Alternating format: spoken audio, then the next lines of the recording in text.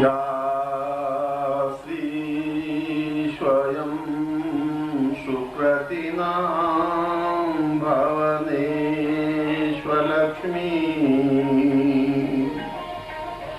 आपात्मनां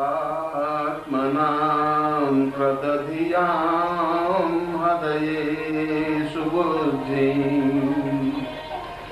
श्रद्धा सतां कुलजना प्रभवस्य लज्जा तात्वां नतास्म परिपालय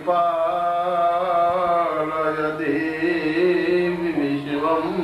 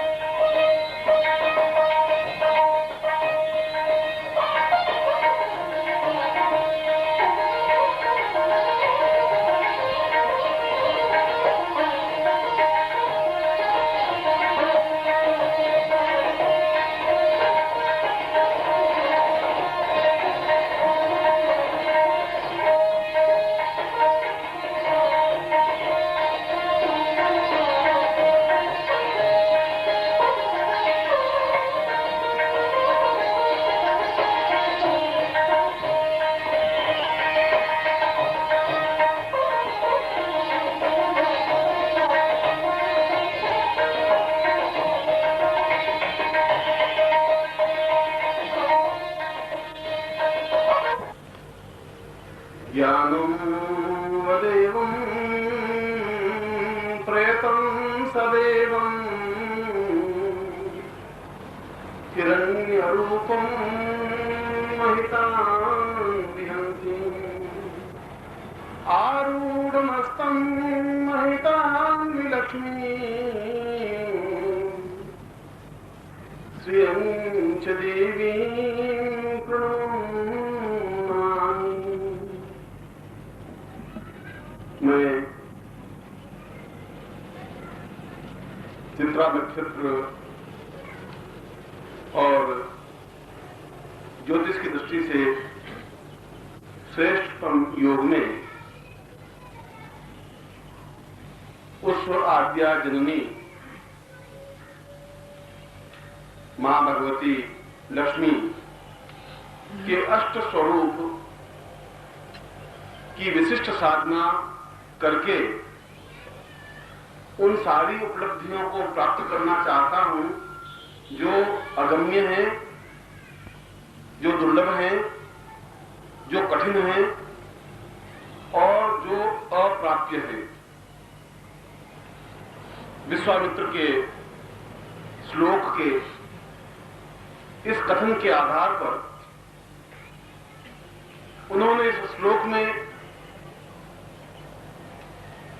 स्पष्ट रूप से दो बातें कही कि भगवती लक्ष्मी जो अष्ट स्वरूपा है, और अष्ट स्वरूप का तात्पर्य 8 प्रकार की लक्ष्मियों को प्रदान करने वाली है, उसको प्रणाम करता हुआ मैं आज अपने सभी साधकों और शिष्यों को आशीर्वाद देता हूं कि वे उस पूर्णता को प्राप्त करें जो जीवन में असंभव है, जो दुर्लभ है, जो दुर्गम है। और मैं परम पूज्य गुरुदेव भगवान की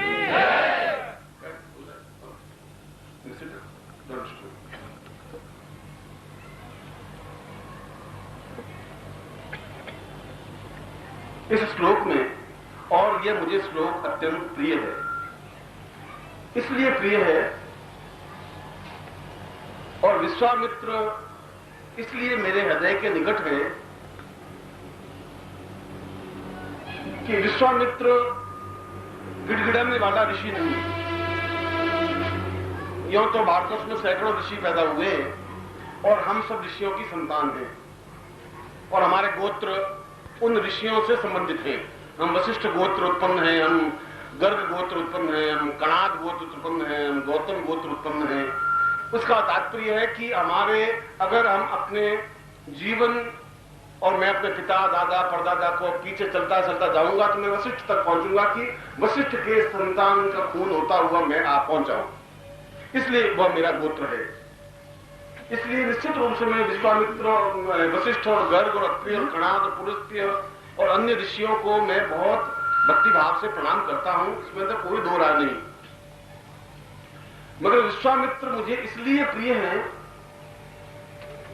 कि उसमें एक तीक्ष्णता है, तेज है। वह गिड़गिड़ाने वाला, हाथ जोड़ के प्रार्थना करने वाला नहीं है। वह कहता है कि मुझे दमखम है। और मैं ये कहता हूं कि पिछले 25,000 वर्षों में, और मैं कहूं कि जब जीवन ने आंख खोली, जब ऋषियों ने अपनी आंख खोली, जब हमारे जीवन की सभ्यता का प्रारंभ हुआ, लक्ष्मी की उत्पत्ति उस समय भी हुई। पौराणिक काल में समुद्र मंथन से लक्ष्मी पैदा नहीं हुई। इसके पहले तो वेद तो पहले लिखे गए, पुराण तो बहुत बाद में आए। और पुराण में यह कथा प्रसिद्ध है कि जब समुद्र मंथन हुआ तो 14 रत्न निकले, श्री रंभा विश्ववारुणी अमी शंख गजराज कल्पद्रुम शशि धेनु धनु धन्वंतरी मणिबाज। और वहां लक्ष्मी का प्रादुर्भाव हुआ और उस लक्ष्मी का भगवान श्री विष्णु ने उनका पाणी ग्रहण संस्कार किया और विष्णु की अर्धांगिनी कहलाई। इसका मतलब तो ये हुआ कि पुराणों से पहले लक्ष्मी थी नहीं, और पुराणों से पहले लक्ष्मी नहीं थी तो फिर लक्ष्मी तो बहुत बाद में पैदा हुई, ये नहीं। इससे पहले भी ऋग्वेद में, यजुर्वेद में भी लक्ष्मी का वर्णन है। उसमें लक्ष्मी को श्री कहा गया, श्रीष्ठते लक्ष्मीष्ट पत्न्याम। मैं मंत्र बोल रहा हूं, यजुर्वेद का मंत्र बोल रहा हूं। यजुर्वेद तो हजारों साल करोड़ों साल पहले लिखे गए, और वो बोले श्रीष्ठते लक्ष्मीष्ट पत्न्याम बहु रात्रे पार्श्वे नक्षत्राणि रूप स्नो ज्ञातम। और आपको ये मालूम होना चाहिए ये श्लोक विश्वामित्र द्वारा रचित है, क्योंकि वेदों का रचन कोई तो ऋषियों ने किया ही है। वेद अपने आप तो पैदा हुए नहीं।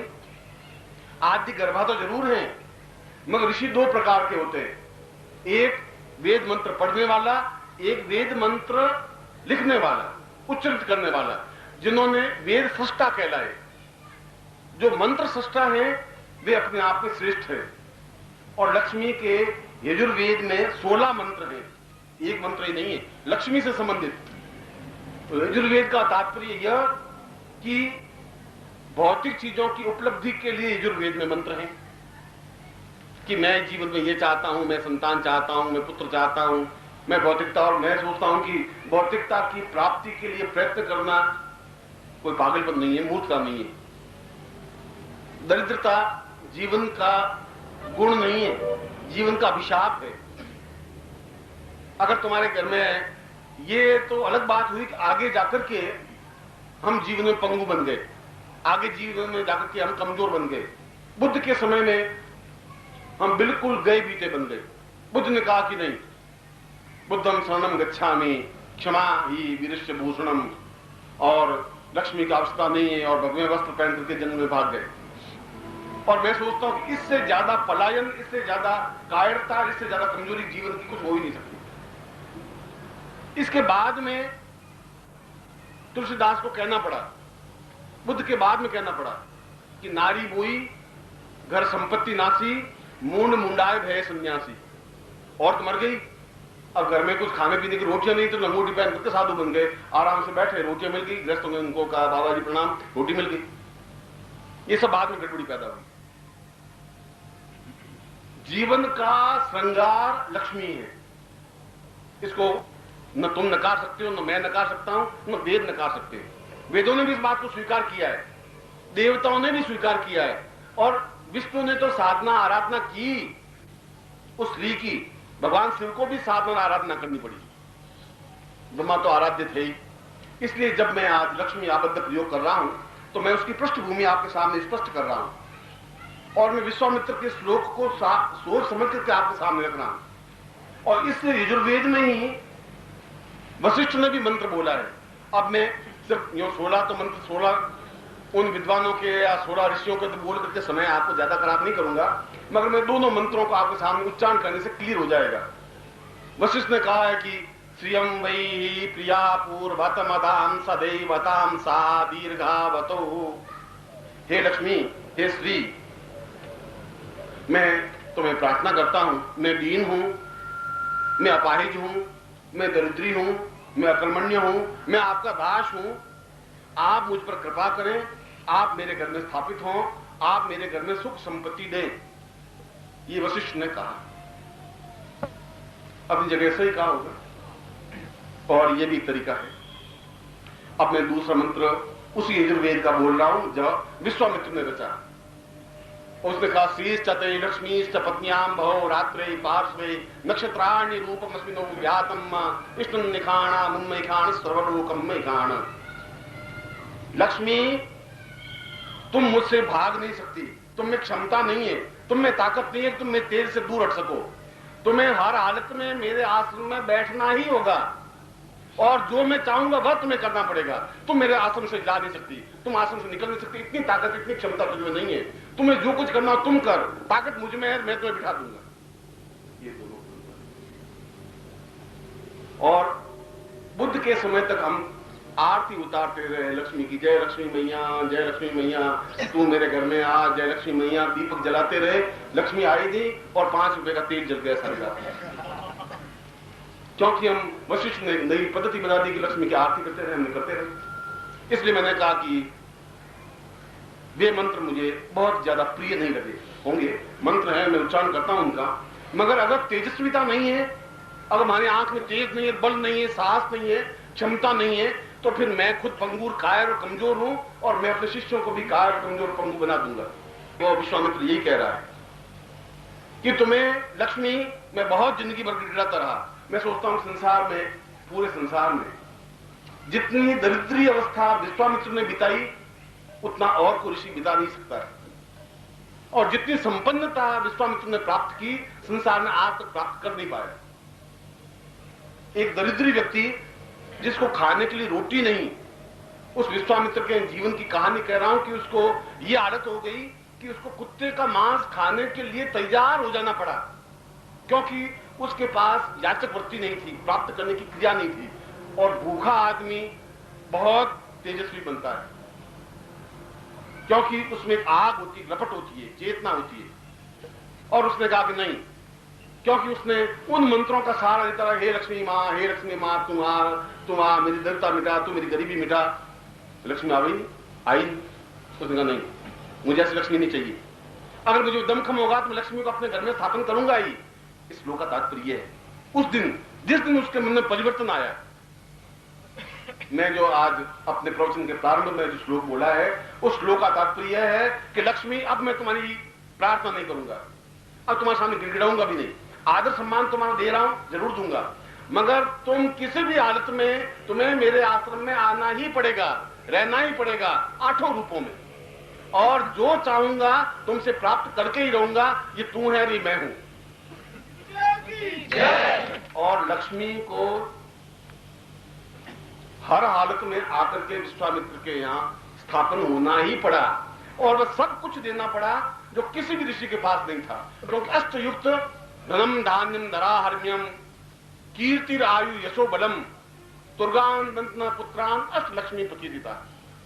8 लक्ष्मी का तात्पर्य केवल नोट ही नहीं, जेब में नोट डाल दे। धनम धान्यम धरा, जमीन हो, ना धनम धान्यम धरा हर्म्यम, भवन हो। कीर्ति, पैसे वाले हो, कीर्ति हो, कुछ ठेका नहीं है। ऐसे में बंबई में कई लोग बैठे हैं झोंपड़पट्टी में, जिनके पास 20 लाख रुपए हैं, उस झोंपड़पट्टी में कीर्ति नहीं है। सम्मान होना भी अपने आप में पूरी लक्ष्मी है। कीर्ति आयु, आयु भी एक लक्ष्मी है। एक करोड़पति घर में पैदा हुआ, 11 साल की अवस्था मर गया। अब दूध भी पीता रहा और सोने के पानी में झूलता भी रहा, 11 साल में मर गया, तभी लक्ष्मी का आनंद है। कीर्ति आयु यशो बलम, क्षमता होनी चाहिए कहने की। ऊंचे से ऊंचा तांत्रिक योगी सन्यासी आ जाए, सामने आंख से आंख मिलाकर के बात कर सके, घबरावे नहीं, झुके नहीं, बल होना चाहिए, पौरुषता होनी चाहिए। तुर्गान दंतिना पुत्रान, वाहन होने चाहिए। उसमें बेचारे तुर्गा मन घोड़े और तुर्गान दंतिना मन हाथी थे। आजकल कार होनी चाहिए और वो होना चाहिए, वो तो जमाना बदल गया। इसलिए वहां लक्ष्मी का मतलब दुर्गान बनती न था। अब बोलना चाहिए कार और एम्बेसडर और फिएट बोलनी चाहिए, पुत्रान, और पुत्र भी एक लक्ष्मी। 8 लक्ष्मी हो तो लक्ष्मी कहलाती है। अब किसी के पास एक ही लक्ष्मी है तो 20 लाख रुपए तो हैं और संतान है, अब वो जो रहा है साला 20 लाख रुपए मर जाएंगे तो साला कौन खाएगा, बेटा पैदा हुआ नहीं, अब गोद लें तो साला कपूत निकल जाएगा, करें क्या, दुखी। वो लक्ष्मी तो है, वो लक्ष्मी काम की नहीं। वैसे लक्ष्मी विश्वामित्र ने कहा मुझे नहीं चाहिए।